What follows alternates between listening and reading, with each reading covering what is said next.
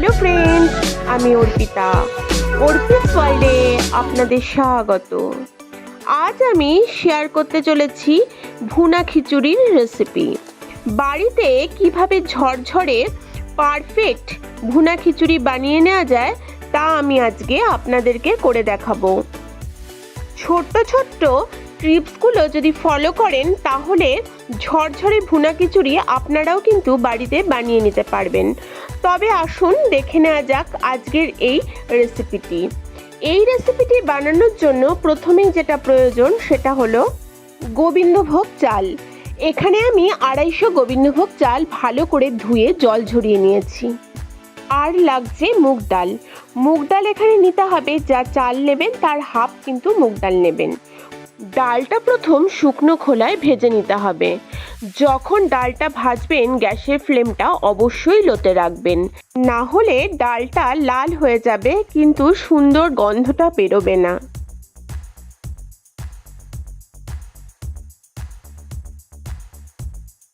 এইভাবে মুগ ডালটা লো ফ্লেমে নাড়াচাড়া করতে করতে যখন খুব ভালোভাবে ভাজা হয়ে আসবে তখন একটা বাটির মধ্যে নিয়ে জল দিয়ে ধুয়ে এটাকে আধ ঘন্টার মতো ভিজিয়ে রাখতে হবে। অন্যদিকে ওভেনে একটা কড়াই বসিয়ে দিয়েছি, আর কড়াইটা যখন গরম হয়ে এসছে তখন এর মধ্যে 2 টেবিল স্পুন মতো সানফ্লাওয়ার অয়েল দিয়ে দিয়েছি। তেলটা গরম হলে এর মধ্যে দিয়ে দিচ্ছি 2টো বড় সাইজের পেঁয়াজ, যেটা আমি আগেই কুচিয়ে রেখেছিলাম। পেঁয়াজটাকে এখন আমার বেরেস্তা করে নিতে হবে, তাই গ্যাসের ফ্লেমটা হাই রেখে পেঁয়াজটা ভেজে নিচ্ছি। যখন গোল্ডেন ব্রাউন হয়ে এসছে তখন পেঁয়াজটা কিন্তু আমি তুলে নিচ্ছি। এবার ওই একই তেলের মধ্যে ফোড়নের জন্য দিয়ে দিলাম 2টো শুকনো লঙ্কা। শুকনো লঙ্কা দিয়ে 2-1 বার নাড়াচাড়া করে এর মধ্যে 2টো তেজপাতাও দিয়ে দিলাম। তারপর এর মধ্যে অ্যাড করছি গোটা গরম মশলা। আমার চ্যানেলে আপনি যদি নতুন অতিথি হয়ে থাকেন তো আমার চ্যানেলটা সাবস্ক্রাইব করে পাশে থাকা বেল আইকনটা প্রেস করার অনুরোধ রইল। ফোড়ন থেকে যখন একটা খুব সুন্দর গন্ধ বেরোতে শুরু করবে তখন এর মধ্যে 1.5 খানা মাঝারি সাইজের পেঁয়াজ কেটে আমি দিয়ে দিলাম। এই পেঁয়াজটাকে হালকাভাবে ভেজে নিতে হবে, খুব ডিপভাবে ভাজার কিন্তু কোনো প্রয়োজন নেই। পেঁয়াজটার রং যখন একটু পরিবর্তন হয়ে আসবে তখন এর মধ্যে আমি দিয়ে দেব 2 চামচ মতো আদা রসুন পেস্ট। আদা রসুন পেস্টটা দিয়েও ভালোভাবে নেড়ে নিতে হবে যতক্ষণ না এর কাঁচা গন্ধটা বেরিয়ে যায়। যখন এর থেকে কাঁচা গন্ধটা বেরিয়ে যাবে এর মধ্যে 1 চামচ কাশ্মীরি লঙ্কার গুঁড়ো, 1 চামচ হলুদ গুঁড়ো, 1 চামচ জিরের গুঁড়ো দিয়ে সব কিছু ভালোভাবে মিশিয়ে নিতে হবে। তার মধ্যে আমি 1 চামচ ধনের গুঁড়ো অ্যাড করব। ধনের গুঁড়োটা দিয়েও কিন্তু আবার সব কিছু মিশিয়ে ভালোভাবে কষিয়ে নিতে হবে। যখন এর থেকে অল্প অল্প করে তেল ছাড়তে শুরু করবে তখন আগে থেকে ভিজিয়ে রাখা মুগ ডালটা এর মধ্যে দিয়ে দেব। মুগ ডালটা দিয়ে এগুলোকে কিন্তু সমস্ত কিছু ভালোভাবে মিশিয়ে নিয়ে লো ফ্লেমে মুগ ডালটা ভালোভাবে সেদ্ধ করে নিতে হবে। আর সেই সময় উপর থেকে 4-5টা কাঁচা লঙ্কা চিড়েও কিন্তু আমি দিয়ে দিলাম। আপনারা যদি ঝাল কম খান এক্ষেত্রে কিন্তু ঝালটা একটু কম দেবেন। আর দিয়ে দিলাম পরিমাণ মতো লবণ, তাতে মুগ ডালটা কিন্তু খুব তাড়াতাড়ি সেদ্ধ হয়ে যাবে। আর মুগ ডালটা যেহেতু প্রথম থেকে আমি ভিজিয়ে রেখেছিলাম তাই সেদ্ধ হতে কিন্তু খুব বেশি সময় লাগবে না। 10 মিনিট আমি ঢাকা দিয়ে রাখলাম। 10 মিনিট পর দেখুন কি সুন্দর জলটা শুকিয়ে গেছে। মুগ ডালটা কিন্তু এখন প্রায় 30% মতো সেদ্ধ হয়ে গেছে। সমস্ত কিছু একটু নেড়ে দিচ্ছি যাতে নিচ থেকে না লেগে যায়।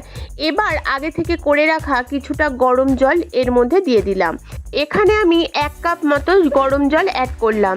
যেহেতু মুগ ডালটা অনেকক্ষণ ভেজানো ছিল আর আগেই প্রায় 30% মতো সেদ্ধ হয়ে গেছে তাই খুব বেশি জল দেওয়ার প্রয়োজন নেই।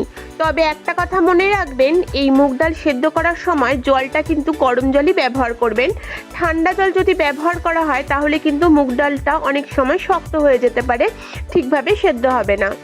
এইভাবে 10 মিনিট ঢাকা চাপা দিয়ে আর মাঝে মাঝে নেড়ে চেড়ে মুগ ডালটা যখন সেদ্ধ হয়ে আসবে তখন এর মধ্যে আমি দিয়ে দেব আগে থেকে ধুয়ে জল ঝরানো গোবিন্দভোগ চালটা। এই চালটা দিয়ে কিন্তু ডালের সঙ্গে খুব ভালোভাবে মিশিয়ে দিতে হবে আর এটাকে খুব ভালোভাবে নেড়ে চেড়ে কষিয়ে নিতে হবে।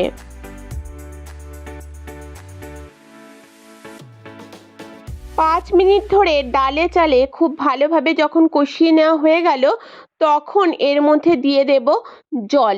এই জলটাও কিন্তু আমি গরম জল ব্যবহার করছি। পোলাও রান্না করার যে পরিমাপ জলের থাকে সেই পরিমাপই কিন্তু এখানেও ব্যবহার করতে হয়।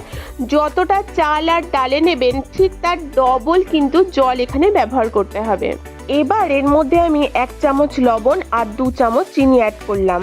তবে লবণ দেওয়ার সময় আপনারা মনে রাখবেন আমি কিন্তু এর আগেও লবণ দিয়েছি, সেই বুঝেই আপনারা লবণটা এখানে অ্যাড করবেন। এছাড়া আমি এর টেস্ট বাড়ানোর জন্য এখানে কিছু কাজু আর কিছু কিশমিশ অ্যাড করলাম। এতে এই খিচুড়ির টেস্টটা কিন্তু অনেক বেশি হয়।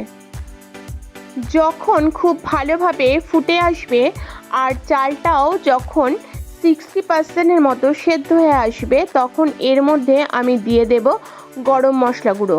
গরম মশলা গুঁড়ো দিয়ে আবার খুব ভালোভাবে নাড়াচাড়া করে এটাকে 10 মিনিটের জন্য ঢাকা দিয়ে দেব।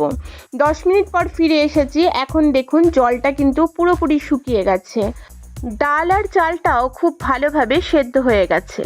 এখন আমি সব কিছু ভালোভাবে আবার নেড়ে দিচ্ছি। এই অবস্থায় এর মধ্যে আমি অ্যাড করব ভেজে রাখা বেরেস্তাটা।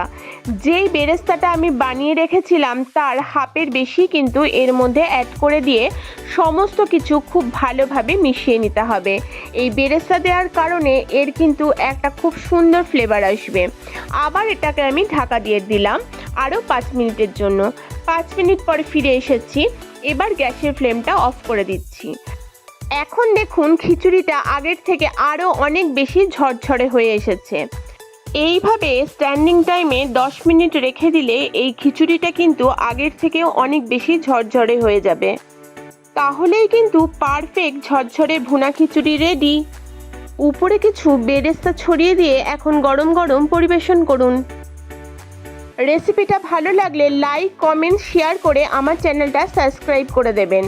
সকলে ভালো থাকবেন। ধন্যবাদ।